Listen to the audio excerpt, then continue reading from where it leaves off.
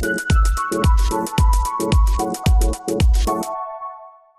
micronutrients, they are the vitamins and the minerals that I spoke about previously, and I wanted to get into some of the detail with this because there are some slight nuances where it comes to it. So vitamins are technically organic matter, and they're either fat or water soluble. What's that mean? So fat soluble vitamins, they dissolve in fat and they tend to accumulate in your body because they get stored in the fat in your body. The more of those vitamins you take in, the more they get stored. Water soluble vitamins, on the other hand, dissolve in water and they tend to get lost in your urine. So the more you take it in, and as you urinate, you lose a lot of that. As you sweat, you lose a lot of that. So what the difference is that you can technically have too much of the fat soluble. It builds up over time, and there's potential of becoming toxic at toxic levels if you're taking in too much.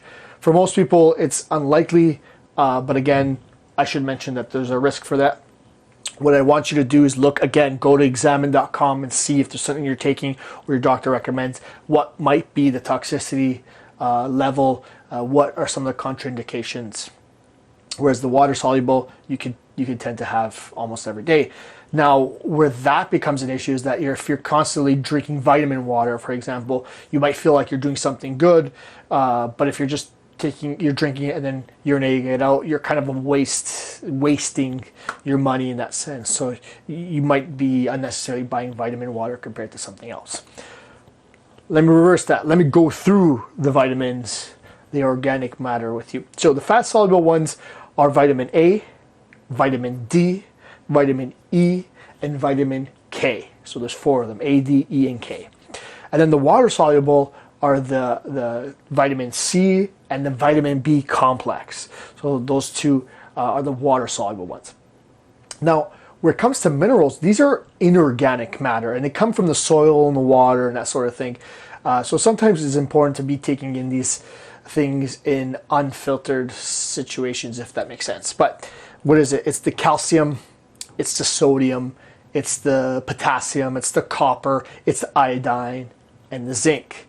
These things are your body needs in larger amounts compared to the other ones, and it's important that you'll be taking it in.